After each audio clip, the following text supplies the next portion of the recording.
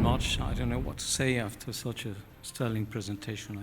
I hope I don't disappoint this wonderful audience. Let me begin by thanking the Maritime Standard for, and Trevor Pereira in particular, for inviting 1.5 to join you here today.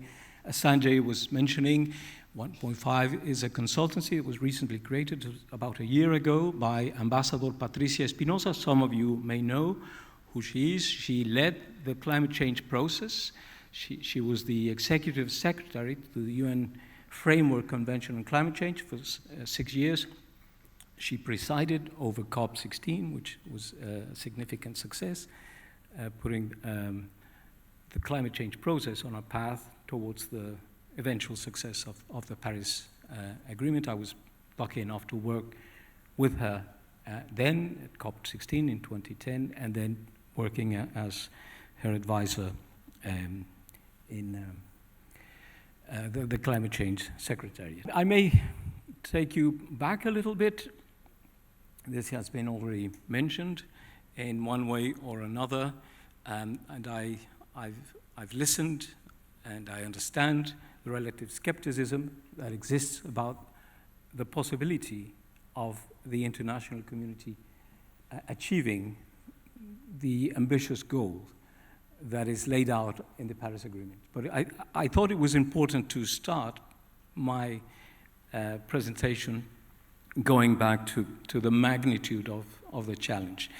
Sanjay earlier today alluded to the very dramatic scenes we've seen this year, the year before, in terms of flooding, wildfires. I mean, the anomaly that we're witnessing year after year in the world's, in the planet's climate.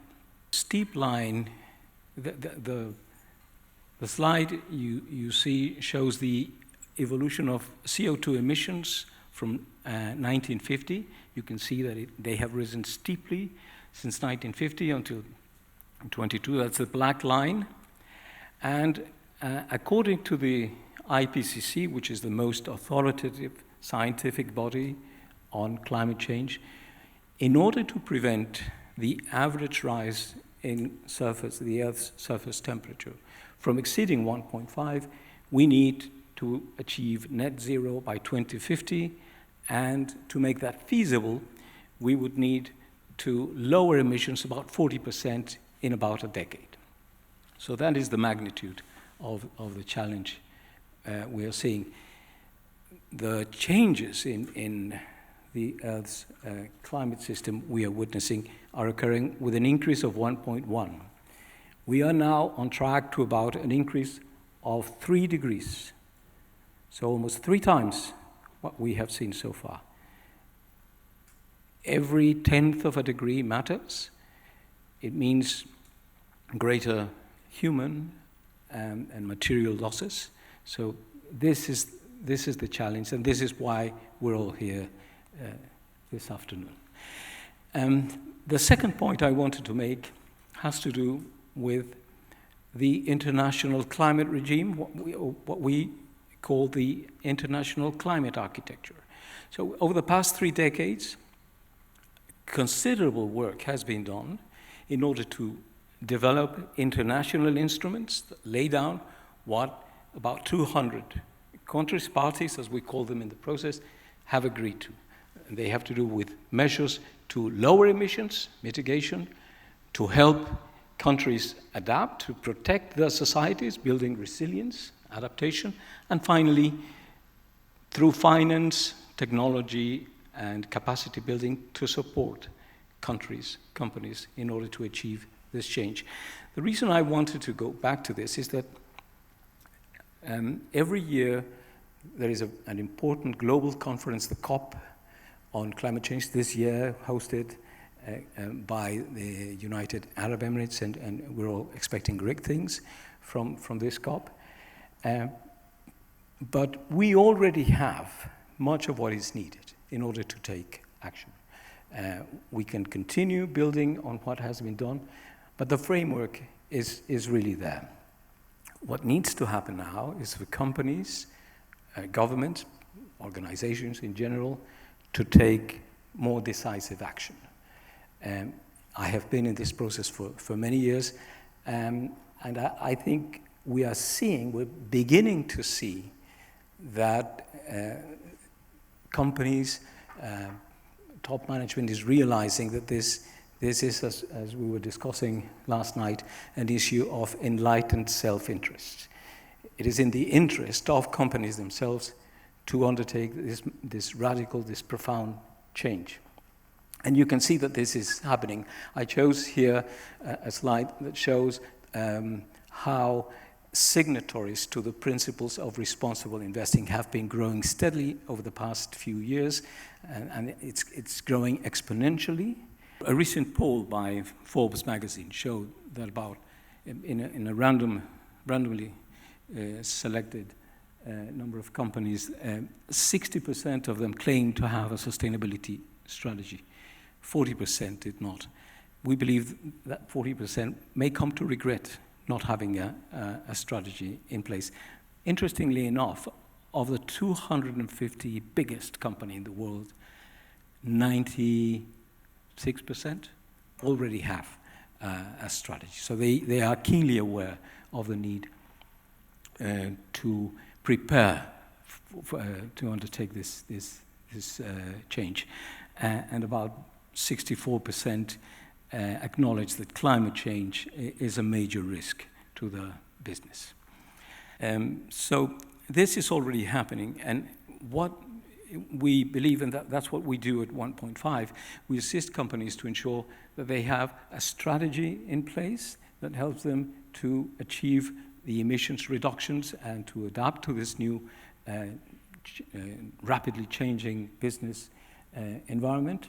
I was impressed by this morning's keynote address by Captain Al-Masabi, because it was as if he had already read some of the material we prepare, because his 6 points were spot on.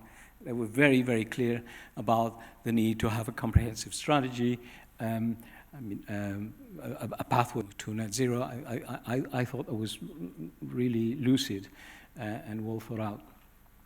So from our point of view, every company needs to have a strategy that meets basic criteria. It must be comprehensive, identifying, this has been mentioned earlier today, where the emissions reductions potential lies. Second, it has to be a top priority for management. Otherwise, it will not be fully implemented.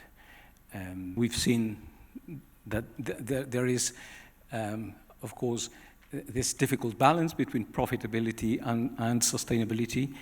Sustainability has to be right up there as a key priority.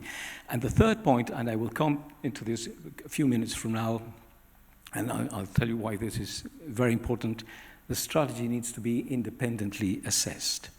You need someone else outside the company telling you how well you're doing.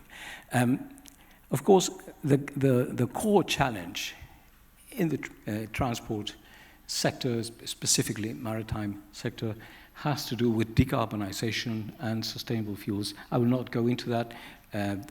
Previous speakers have made a much better job than I could in mentioning this.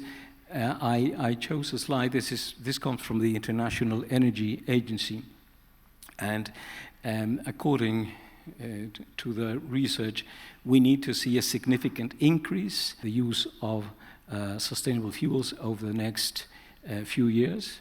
As you can see, in each column at the bottom, you see a red circle, which is the share of low-carbon fuels currently in place. By 2030, we need to see that to have risen about 13%. So a significant change. We believe that it is feasible, and that we will see this evolving over the next few years. Nearly the end of my presentation. I thought also that it is very important, and it was mentioned earlier today by one of the speakers, the risks in general, but specifically of climate litigation. There has been a significant growth over the past few years of lawsuits being brought against both governments and companies, and for two main reasons. I mean, there are many varieties, but one is they either do not have in place credible sustainability strategies, or their claims are not consistent with their performance. This comes from the London School of Economics and Political Science. They have a center that monitors climate litigation across the world.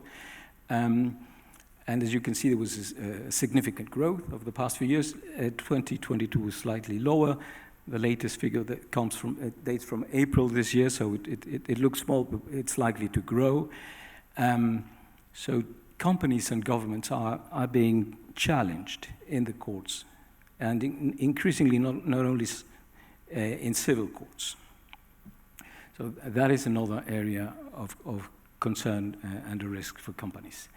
So to end my initial remarks, I just wanted to highlight that it is in the interest of every company to understand the international climate change environment, what is happening at COPs, how the international climate regime is evolving.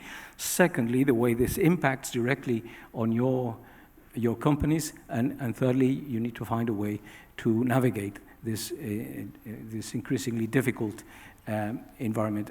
As we say, there's a sea change underway. It's not happening soon enough.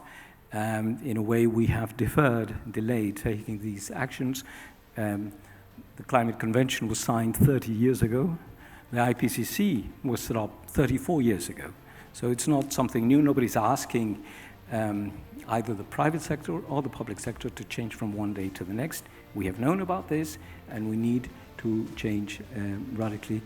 And to go back to my initial point, I understand the skepticism, but we must keep hoping. Thank you very much.